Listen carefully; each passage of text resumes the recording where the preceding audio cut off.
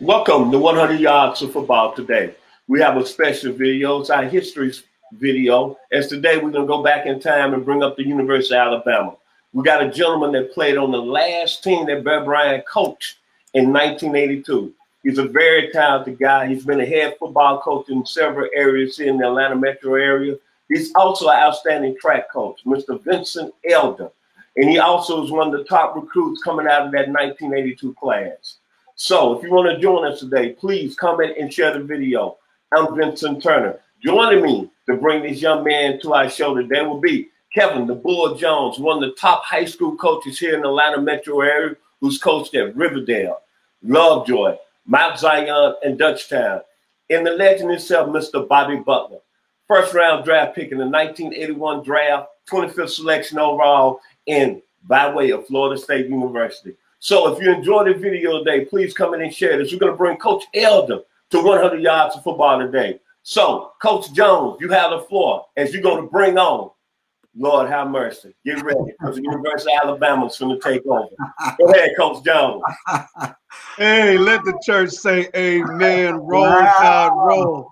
For all you listeners out there, I brought in some backup today. I had to get somebody from back in the day, but actually, he's a good friend of mine and person that I looked up to growing up here in Metro Atlanta area, specifically Decatur, Georgia.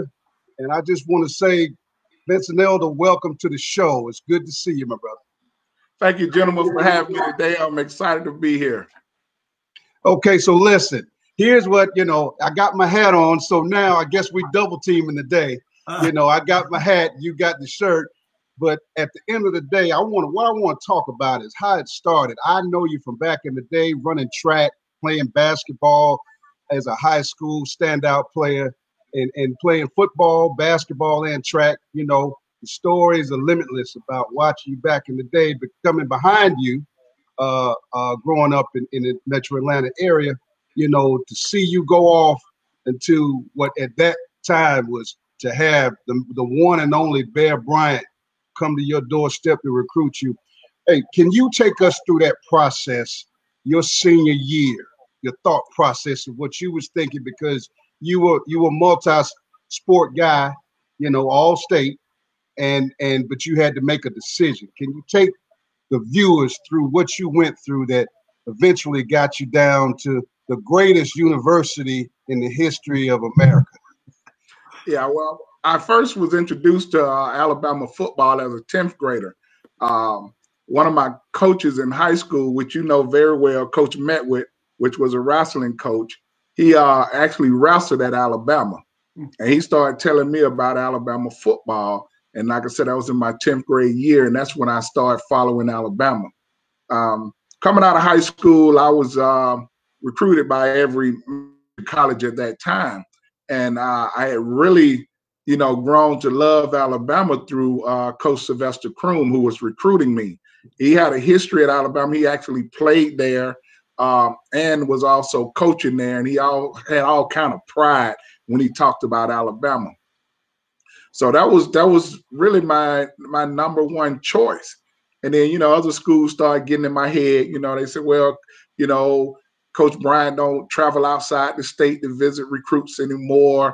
If he really wanted you, he'll come get you, and that stuff like that. And I started listening to it, and I kind of strayed away, and I committed to the University of Miami. And Coach Croom called me. He's like, Vincent, what's going on? We thought you wanted to come to Alabama. And I was like, Coach, I do. But it don't seem like y'all really want me like you saying you want me, because all the other head coaches had been in my home, sat down and had dinner with my parents, and then expressed how much they wanted me to come to their school. And Coach Croom said, okay, well, is that all? I said, yeah, that's it. He said, well, good luck. And, we hung up the phone, and I thought nothing else of it, And 2 weeks later, I remember it was the week before signing, which is in February. I come home from basketball practice, and the street is just full of TV cameras and reporters. And I'm like, what's going on? I had no idea what was happening. So I get to the house, and, I walk in the door, and there's a kid sitting in the living room, and I spoke to him, and he spoke back. He said his name was John Pemberton. He was a running back at Woodward Academy, and I'm really confused then. And I said, "Yo," I said, "What's going on, man?" He said, "Coach Brian is in there with your parents. They waiting for you." And I walk around into the dining room, and Coach Brian looks at me and said, "Vincent, we want you at Alabama." And I said, "Yes, sir." And I signed the next week for the University of Alabama. Amen. Amen. That's good. Roll Tide, roll. For life, man, for life. How was it now once you got there? Because when you committed, I mean, it was definitely statewide news here in Georgia for people like me that came a couple of years behind you, and you know, from DeKalb County, you know, talking about there was a lot of good players that came out, but it was just something about, you know, the Bear Bryant coming into Decatur to come get a player, and then subsequently, you know, at the end of the day, you get there as a freshman. Talk to us about what it was about Coach Bryant when you got there, the relationship you had, knowing that, of course, it was his last year, but you also had a good support group with Coach Crooms and those. Talk to about how it was the Bama way. Well, first of all, we didn't know it was going to be the last year. We didn't find out it was last year until 2 weeks before the bowl game, you know. So getting in there was, you know, everybody was excited. You know, I didn't know what to expect. I hadn't been in a situation where I was surrounded by so much talent before. So, you know, I'm going to go ahead and say it. I was scared, you know, because I didn't know what to expect. First time that I really been away from home, you know, there was no one on the team that I actually knew going in there. So everybody I met it was going to be a new experience for me. But once we got there and we checked in the dorms and we had our first meeting, because only the freshmen was there at first. We brought all the freshmen in first. And, you know, we ran the 40 and we did this, had all that kind of little tests. And you start, everybody's chest poked out to see who going to be what. That's the number one player in Georgia. That's the number one player in Alabama. That's the number one player in Florida. You know, everybody started bragging, everybody talking stuff, representing their state, you know. But after that first day, you know, everybody knew who was who. You know, either you was legit or you wasn't legit, you know. So it was very, very competitive when we got there.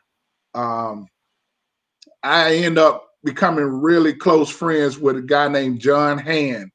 He was my roommate. He first round draft choice to the Colts.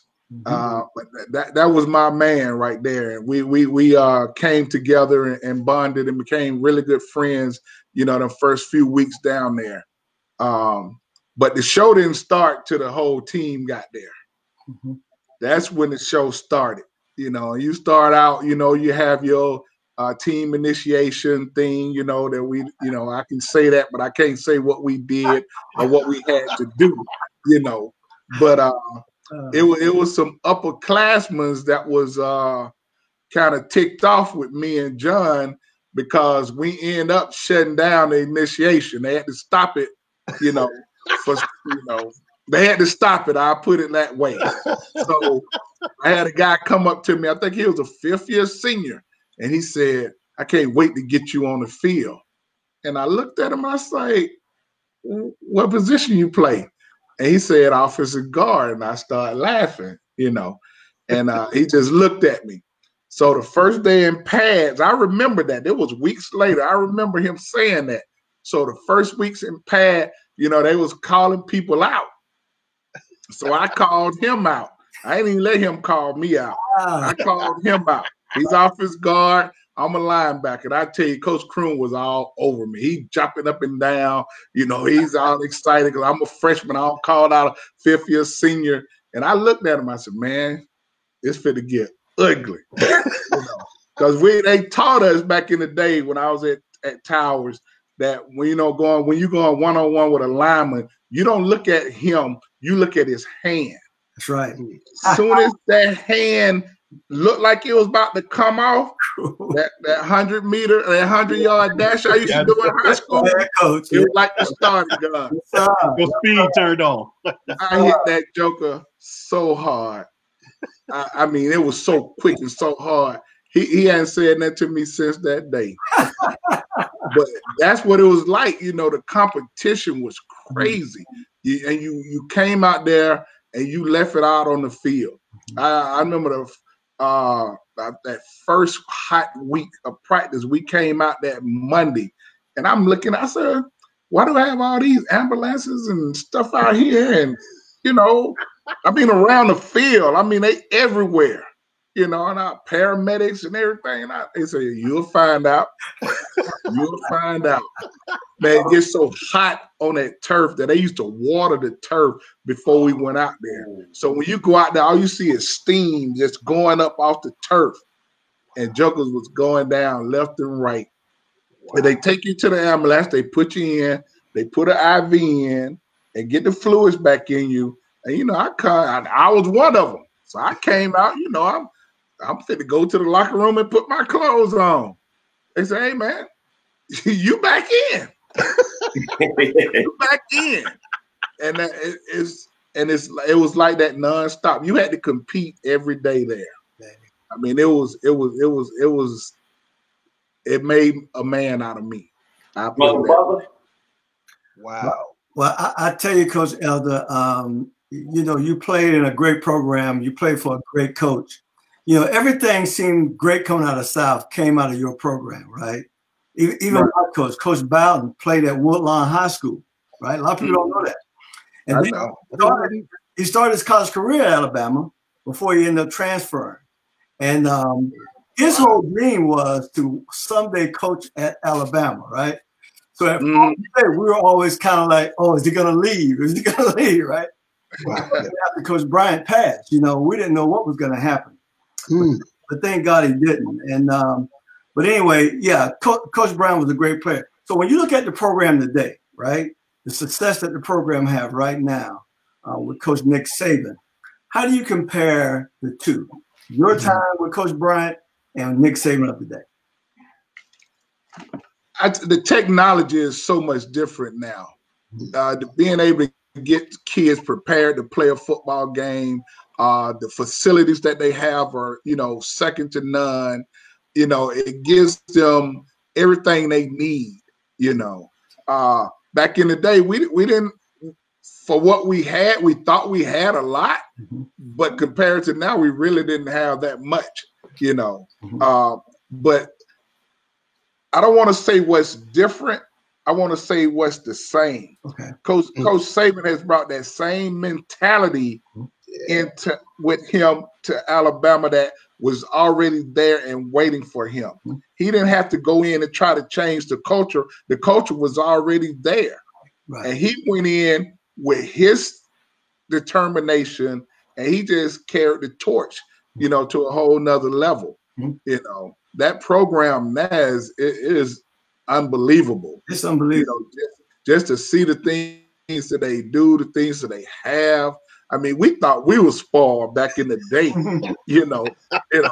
We eating steak and shrimp and lobster all the time, and this we had that, but oh no, now it's a whole nother world. I mean, man, we used to have to drive all the way over to the next city, Northport, just to get a haircut.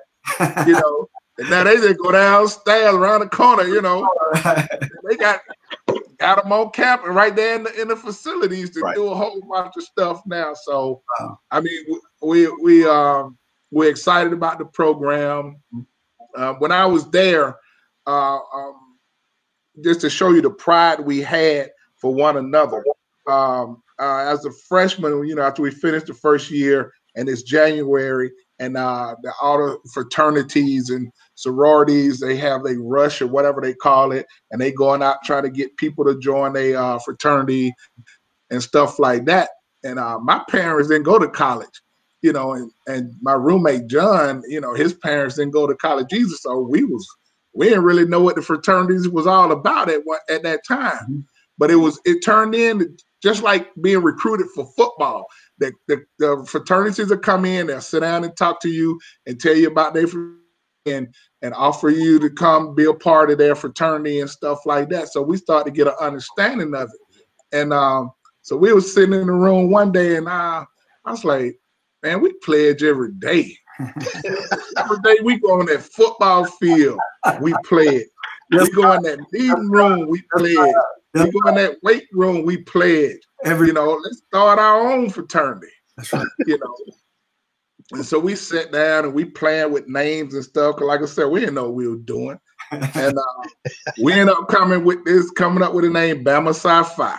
That's the name we came up with.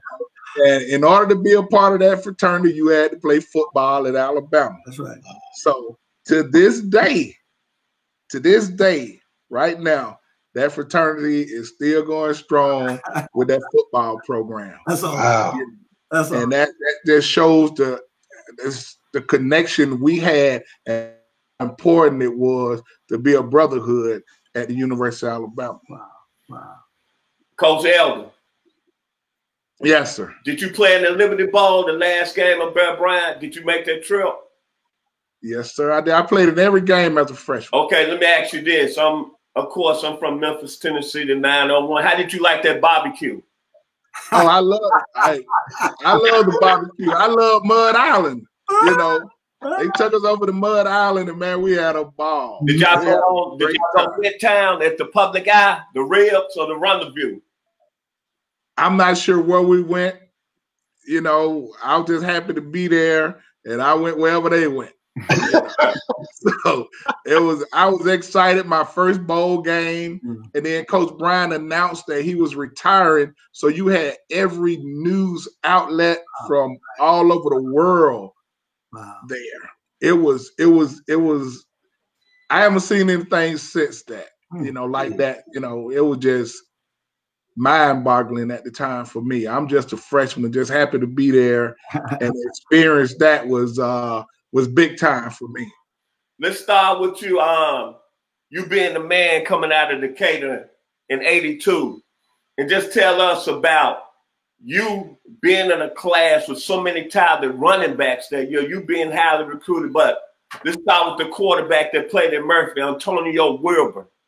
My man, Mr. Sammy Williams out of Gainesville. My man, Mr. James Jones out of Americus.